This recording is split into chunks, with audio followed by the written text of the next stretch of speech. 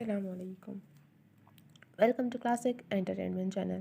امید ہے آپ سب خیر خیریت سے ہوں گے اور آپ کا دن بھی اچھا گزر رہا ہوگا۔ میں طبع کامران لے کر آئی ہوں آپ کے لیے ناول در آئینہ عشق۔ اس کو تحریر کیا ہے آروش خان نے۔ لیکن ناول کے ایپیسوڈ اسٹارٹ کرنے سے پہلے میری آپ سے ہمیشہ کی طرح ایک ہی ریکویسٹ ہے کہ اگر آپ نے ہمارے چینل کو سبسکرائب نہیں کیا تو جلدی سے سبسکرائب کر دیجیے اور بیل آئیکن کو بھی پریس کر دیجیے تاکہ ہمارے چینل پہ آنے والے ایسے ہی مزے کے اور انٹرسٹنگ ناولز آپ کو سب سے پہلے پڑھنے یا سننے کو ملیں۔ تو چلیں اب سٹارٹ کرتے ہیں در آئینہ عشق ایپیسوڈ 9۔ ایک نئی صبح اپنے ساتھ نئے واقعات کو لیے ظہور پذیر ہوئی تھی۔ سورج کو آج پھر بادلوں پر سبقت حاصل ہو گئی تھی۔ وہ جو رات بھر بے چین سا رہا تھا، صبح ہوتے ہی گھر سے نکل آیا۔ ہڈ سر پر چڑھائے وہ تیزی سے بھاگتے ہوئے اپنے معمول کے راستے پہ بڑھ گیا تھا۔ وہ ابتدا سے ہی جاگنگ کا عادی تھا، مگر گزشتہ کچھ عرصے سے اس کی یہ عادت بنتی اور چھوٹتی رہی تھی۔ رات بھر سوچوں سے الجھتا وہ ان سب سے پیچھا چھڑوا لینا چاہتا تھا۔ پچھلے 15 منٹ سے ہر سوچ کو جھٹک کر وہ متوازن رفتار سے بھاگتا جا رہا تھا۔ پہاڑوں کے دامن میں بنا یہ جاگنگ ٹریک نہایت ہی خوبصورت تھا۔ وہ بنا رکے آگے بڑھتا جا رہا تھا جب اس کی نظر ایک وجود سے ٹکرائی تو وہ چونک کر رک گیا تھا۔ ایک لڑکی گرے ٹریک سوٹ میں بالوں کو اونچی پونی میں مقید کیے اسی جاگنگ ٹریک پر کافی آگے بھاگی جا رہی تھی۔ وہ اس سے کافی دور تھی، مگر اسے دیکھ کر نہ جانے کیوں اسے گمان سا گزرا تھا کہ یہ وہی لڑکی ہے جو اس دن ان کے گھر کے سامنے والے گھر میں آئی تھی، اور کل رات بھی اس لڑکی کو سامنے والے گھر کے چھوٹے سے لان میں کھڑا دیکھ کر وہ اس کی جانب متوجہ ہوا تھا۔ آرس کی باتیں یاد کرتے ہوئے اس نے اپنا سر جھٹکا اور ایک بار پھر ٹریک پر دوڑنے لگا۔ البتہ خود کو کسی بھی الجھن سے بچانے کے لیے اس نے اپنا راستہ بدل لیا تھا۔ کافی دیر بھاگنے کے بعد وہ ایک جگہ رک کر پانی پینے لگا تھا جب اس کی نظر ایک بار پھر بھٹک کر اس وجود کی جانب گئی تھی جو اب اسی ٹریک کی جانب آ رہی تھی۔ اس چہرے پر نظر پڑتے ہی اس کی سانسیں تھمک سی گئیں۔ آس پاس کی ہر چیز جیسے اس سمے غائب ہو چکی تھی۔ اس کے سامنے الہینہ لاشادی کھڑی تھی، ہمیشہ کی طرح اپنے مغرور حسن کے ساتھ۔ خود اعتمادی تو شاید وہ پہلی چیز تھی جو اس نے بڑے ہوتے ہوئے سیکھی تھی۔ الہینہ لاشادی کو یہاں دیکھ کر اس پر تو حیرت کا پہاڑ ٹوٹ پڑا تھا۔ الہینہ کو کسی کی نظروں کا احساس ہوا تو اس نے پلٹ کر دیکھا، مگر اس سے پہلے ہی وہ درخت کی اوٹ میں ہوتا خود کو اس کی نظروں سے چھپا گیا تھا۔ اس کی نظروں میں اور چہرے پر اضطراب بہت واضح تھا۔ گہرے سانس لیتا وہ خود کو سنبھالنے کی کوشش کرنے لگا،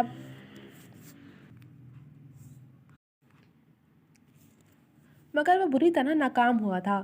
جتنی دیر الہینہ وہاں رہی وہ درخت کی اوٹ میں کھڑا رہا، سوچے بھٹک کر پھر سے اس منظر پر جا ٹھہری تھی جہاں اس نے الہینہ کو آخری بار دیکھا تھا، جب وہ اذان لاشاری کے ہمراہ چرچ کے باہر کھڑی تھی۔ اذان لاشاری سے کچھ دیر بات کر کے الہینہ کا پلٹنا، فون کی رنگ ٹون نے جہاں اسے حال میں لا پٹکا تھا وہیں الہینہ کو بھی آس پاس کسی کی موجودگی کا احساس ہوا تھا۔ اس کی نظریں آواز کے تعاقب میں اٹھی تھیں۔ اسی وقت درخت کی اوٹ سے ایک دراز قامت شخص جس نے نیوی بلو کلر کا ٹریک سوٹ پہن رکھا تھا نکل کر مخالف سمت چلا گیا۔ اس کا درخت کی اوٹ سے نکلنا الہینہ کو حیران کر گیا تھا۔ غیر ارادی طور پہ وہ اس کی پشت پر نظریں جمائے اسے تیزی سے وہاں سے جاتا ہوا دیکھتی رہی تھی،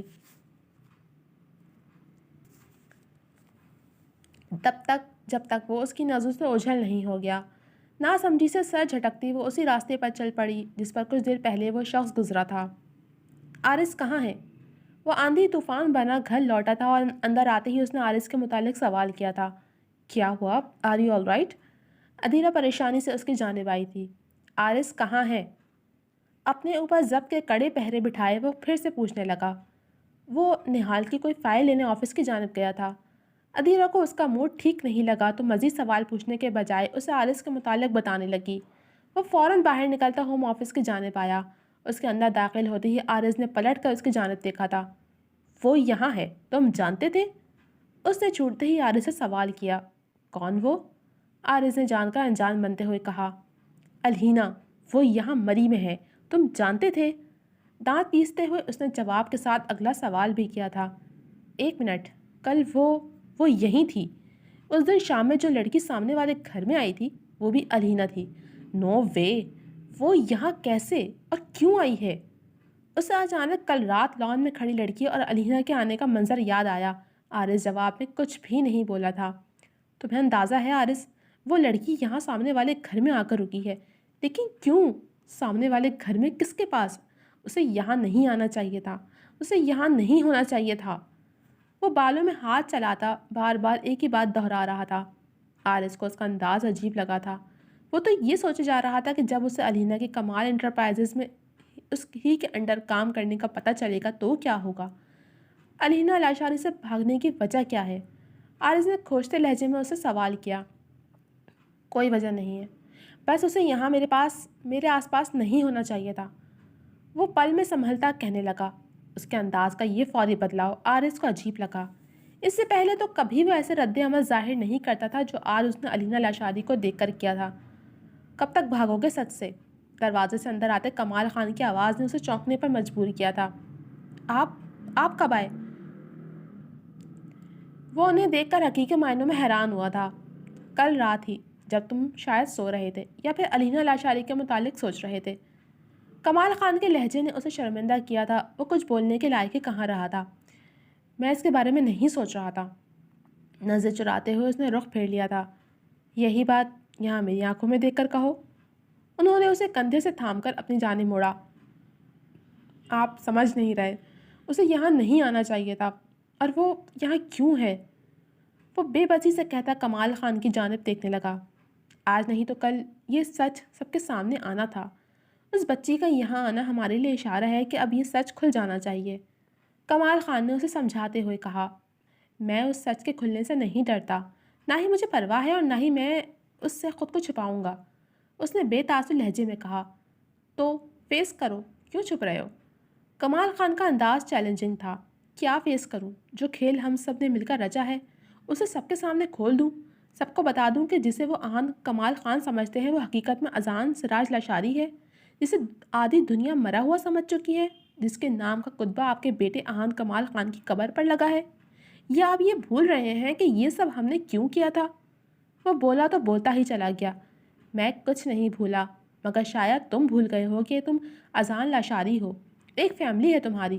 جو کھیل ہم نے مل کر رچا ہے اس کھیل کے لیے تمہیں اپنی فیملی سے دور رہنے اور خود کو ان کے سامنے مرا ہوا ظاہر کرنے کی ضرورت نہیں تھی، اور یہ بات میں پچھلے 2 سالوں میں متعدد بار تم سے کہہ چکا ہوں۔ کمال خان نے اسے کندھوں سے تھام کر اس کی اصل شناخت کو یاد کروایا تھا۔ میں بھی کچھ نہیں بھولا، چاہوں بھی تو بھول نہیں سکتا۔ اس کے لہجے میں ایک آنچ تھی۔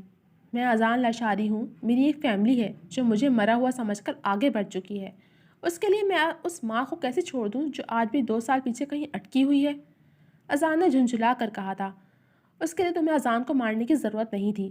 میں راج لاشاری آج تک تمہاری یاد میں تڑپ رہا ہے، تمہیں کم سے کم ان سے یہ سچ نہیں چھپانا چاہیے اذان، تم خون ہو ان کا۔ کمال خان نے ایک بار پھر اسے باور کروایا تھا۔ میں چھپا نہیں رہا، میں نے کہا تھا کہ میرا دماغ ٹھکانے لگ جائے اور موم کی طبیعت کچھ بہتر ہو جائے پھر میں مل لوں گا ان لوگوں سے، مگر اب وہ یہاں آ گئی ہے، میں خود ڈیڈ سے مل کر ان سے ساری بات کر لیتا، مگر یہ لڑکی اب نہ جانے کون سی کہانی سنائے گی۔ اگر میں جانتا ہوتا کہ کنزا پپو یہاں ہے تو کبھی لوٹ کر مری نہیں آتا۔ اذان نے غصے سے کھولتے ہوئے کہا۔ اس کے لہجے میں کہیں بھی علینا کے لیے وہ جذبات اور نرمی نہیں تھی جو پہلے ہوا کرتی تھی۔ وہ لڑکی کزن ہے آپ کی، پھر اس سے کیوں چھپتے پھر رہے ہیں آپ؟ عارض سے رہا نہیں گیا تو وہ پھر پوچھ بیٹھا۔ میں کیوں چھپوں گا؟ مجھے یہ سب ایسے ان کے سامنے نہیں لانا تھا۔ وہ کمال خان کی نظروں سے الجھ کر بات بنا گیا تھا۔ ٹھیک ہے، جیسے تمہاری مرضی، میں نے آج تک تم پر کبھی دباؤ نہیں ڈالا، آگے بھی نہیں ڈالوں گا۔ میں مقروض ہوں تمہارا، مگر اس کے ساتھ ساتھ جو حق تم نے مجھے اپنی ذات پر دیا ہے اس حق کا استعمال کرتے ہوئے میں نے ایک فیصلہ کیا ہے۔ وہ کچھ پل کو رک کر اذان کے چہرے کے بدلتے تاثرات کو دیکھنے لگے۔ کیسا فیصلہ؟ اذان نے سوالیہ نظروں سے دیکھتے ہوئے استفسار کیا۔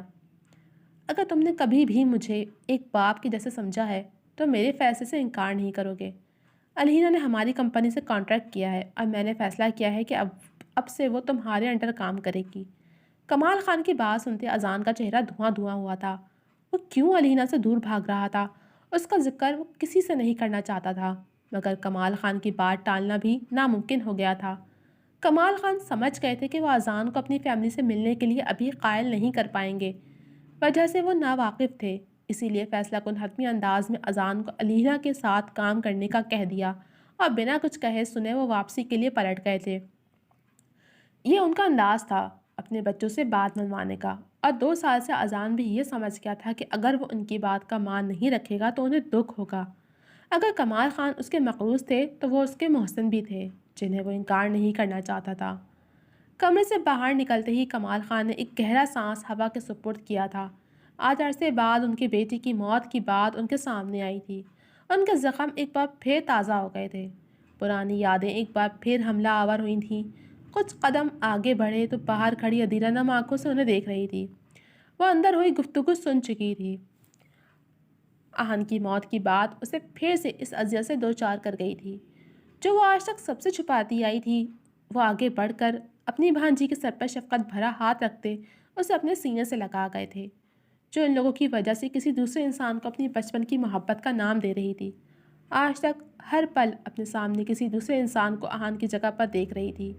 وہ سب ایک دوسرے کی مجبوری اور اس سب کے پیچھے کی وجوہات سے واقف تھے، مگر ایک چیز سب سے چھپی ہوئی تھی: اذان لاشاری کے اپنوں سے دور ہونے کی وجہ۔ یار اب ٹینشن تو مت لیں۔ آرس پچھلے 1 گھنٹے سے اسے ٹینشن میں سگریٹ پھونکتا دیکھ رہا تھا۔ کئی بار اس سے بات کرنے کی کوشش بھی کی تھی، مگر اس نے کوئی جواب نہ دیا۔ نہیں، مجھے تو جشن منانا چاہیے، کیونکہ جس زندگی میں لوٹ کر میں جانا نہیں چاہتا تھا اب اس کے دروازے پھر سے کھلنے لگے ہیں۔ اذان نے خاصے تلخ لہجے میں کہا۔ کیوں نہیں جانا چاہتے؟ اپنوں سے کون دور رہنا چاہتا ہے؟ آرس کو اس کے رویے پر حیرت ہوئی تھی۔ ایسا تو کبھی نہیں تھا، پھر علینا لاشاری کو دیکھ کر اتنی تلخی کیوں کھل گئی تھی اس کے اندر؟ میں دور رہنا چاہتا ہوں، گزرے وقت اور اپنی زندگی سے، اس نے بے لچک لہجے میں کہا تھا۔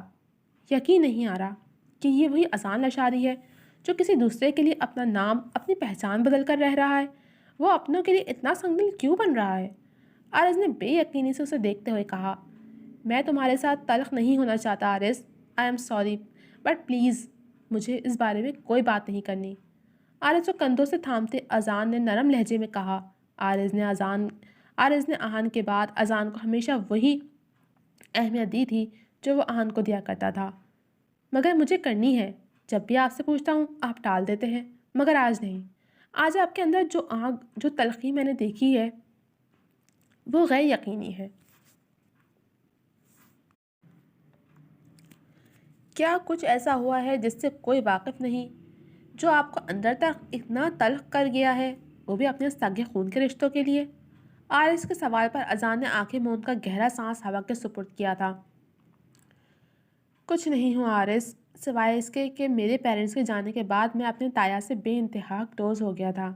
میں شروع سے انہیں ڈیٹ کرتا آیا تھا، اور صرف وہی ہیں جن کو میرے ہونے نہ ہونے سے فرق پڑتا ہے، ورنہ میری فیملی میں سب کے لیے میرا ہونا نہ ہونا ایک ہی بات ہے۔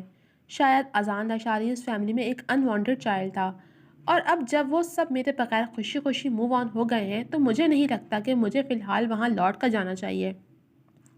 ڈیڈ سے ملنا چاہتا ہوں، مگر کچھ وقت بعد۔ اذان نے خود کو کمپوز کرتے آرس کو یقین دلانے کی پوری کوشش کی اور کہہ کر وہاں سے نکلتا چلا گیا۔ آپ کو لگتا ہے کہ سب موو آن ہو گئے ہیں، مگر مجھے لگتا ہے کہ کوئی آج بھی 2 سال پیچھے ہی ٹھہر گیا ہے۔ اس کی نظروں میں قبرستان میں روتی علینا لاشاری کا سراپا گھوما۔ وہ 2 بار اسے وہاں دیکھ چکا تھا، ایک بار جب وہ لاہور آہن کی قبر پر پہلی بار گیا تھا، اور دوسری بار جب وہ کمال خان اور اذان کے ساتھ وہاں گیا تھا۔ دونوں بار علینا لاشاری کو اس نے آہن کی قبر پر دیکھا تھا، جس پر اذان سراج لاشاری کا نام درج تھا، مگر خود اذان علینا کو نہیں دیکھ پایا تھا۔ اگلی بار اس رات چرچ کے باہر علینا کو دیکھنے والا شخص بھی تو آرز ہی تھا، جس نے علینا کو لے کر آرز کے دل میں کئی سوال پیدا کیے تھے، اور اب اس کا یہاں کنزا بیگم کے گھر ہونا اور اذان کو اسے دیکھ کر رد عمل دینا، یہ سب باتیں آرز کو جو سمجھا رہی تھیں اسے ماننے سے اذان انکاری تھا۔ ڈنر تک نہال بھی مری پہنچ چکا تھا۔ آرس کے ذریعے ساری بات جان کر نہال نے فوراً واپس آنے کا فیصلہ کیا تھا۔ عائزہ بیگم کو عدیرہ نے طبیعت خرابی کے باعث جلدی کھانا کھلا کر سلا دیا، اور اب ان تینوں باپ بیٹے کے ہمراہ ڈنر ٹیبل پر موجود تھی۔ وہ سب آج غیر معمولی طور پر خاموش تھے، وہی خاموشی جو آہن کمال خان کی موت کے بعد اس گھر میں در آئی تھی، جسے آرس اور نہال نے بہت کوششوں سے ختم کیا تھا۔ وہ چپ آج پھر ان سب کے درمیان آن بسی تھی۔ خاموشی سے وہ لوگ اذان کی راہ تک رہے تھے، جو صبح سے اسٹڈی سے باہر نہیں نکلا تھا۔ ڈیڈ، میں اذان کو دیکھ کر آتا ہوں۔ निहाल कहकर अपनी कुर्सी से उठा था और स्टडी की जानिब चला आया। हाय। अंदर दाखिल होते हुए निहाल ने अपने मामूल के लहजे में कहा तो अजान खामोश नज़रों से उसे देखने लगा। तुम्हें अपना काम छोड़कर नहीं आना चाहिए था, अजान ने निहाल को देखते हुए कहा, और तुम्हें अपना पूरा दिन यहाँ छुप बैठ कर ज़ाया नहीं करना चाहिए था, निहाल ने भी जतलाते लहजे में कहा। वो दोनों हम उम्र थे और इस वजह से उनमें काफ़ी बेतकल्लुफ़ी हो चुकी थी। मैं किसी से नहीं छुप रहा निहाल, अजान ज़िद होता कहने लगा। ओके फ़ाइन, तो डिनर के लिए क्यों नहीं पहुँचे? अलीना लाशारी को देखकर खुशी के मारे भूख मर गई क्या? निहाल ने फिर से उसे उकसाया था। इससे अच्छा है मैं डिनर के लिए चला जाऊं, निहाल की बात पर अजान ने बिगड़े तेवरों से उसे देखते हुए कहा और दरवाजे की जाने बढ़ा। उसे बाहर जाता देखकर निहाल ने मुस्कुराहट जब्त की थी। उसे अजान से जिस शदीद रद्द अमल की उम्मीद थी उसे वो देखने को नहीं मिला था, जो कि इसके लिए खुश आइन बात थी। डिनर टेबल पर भी वो संजीदा तासुरात लिए बैठा रहा, जब बाकी सब उसके चेहरे को पढ़ने की कोशिश में लगे हुए थे। तुम कल ऑफिस आ रहे हो? अदीरा के इशारा करने पर निहाल ने बात का आगाज़ किया तो अजान जो बेदिली से खाना खा रहा था उसने एकदम खाने से हाथ खींच लिया। मीटिंग है और मुझे मीटिंग में तुम्हारी ज़रूरत है, निहाल ने बाप को एक नज़र देखकर बात जारी रखते हुए कहा। वो नहीं जाना चाहता तो नहीं, मैं चलूँगा। अगला हफ्ता मैं इस्लामाबाद में गुजारूँगा, मॉम को आप संभाल लीजिएगा। कमाल खान की बात मुकम्मल होने से कबल ही वो संजीदा मगर अटल लहजे में बोल पड़ा तो सब ने समझते हुए सर इस बात में हिला दिया। निहाल और अदीरा में भी मुतमईन नज़रों का तबादला हुआ था। कमाल खान अपने कमरे में आए तो उनकी शरीक हयात उस वक्त दवाओं के ज़ेर असर गहरी नींद में गरक थीं। उनके चेहरे पर फैली जर्दी उनकी तबीयत का हाल बयान कर रही थी। 2 साल कबल हुए हादसे ने उनकी सेहत पर जो असर छोड़ा था, बड़े से बड़ा डॉक्टर और महंगे से महंगा इलाज उस असर को मिटा नहीं सका था। आज महीनों बाद माजी ने कमाल खान को अपनी लपेट में लिया था। वो एक मजबूत शख्सियत के हामिल इंसान थे, मगर जवान औलाद की ऐसी मौत उन्हें तोड़ गई थी। 2 साल कबल हुआ हादसा जहां उनके लिए नाकाबिल यकीन था, वहीं उनकी अजीज़ बीवी, बेटों और बहनजी के लिए भी नाकाबिल बर्दाश्त था। मगर आयशा बेगम के लिए उन सब ने अपने अपने गमों पर पर्दा डाल दिया था। अजान लाशारी को अहान कमाल खान बनाने के पीछे एक लंबी कहानी थी। गुज़रा वक्त एक बार फिर किसी फिल्म की सूरत में उनके सबके जहन में चलने लगा था। जी तो जनाब, कैसी लगी आपको ये एपिसोड? उम्मीद है पसंद आई होगी। कमेंट सेक्शन में अपनी राय का इजहार ज़रूर कीजिएगा। जल्द मिलूंगी आपसे अगले एपिसोड के साथ, तब तक के लिए अल्लाह हाफिज़।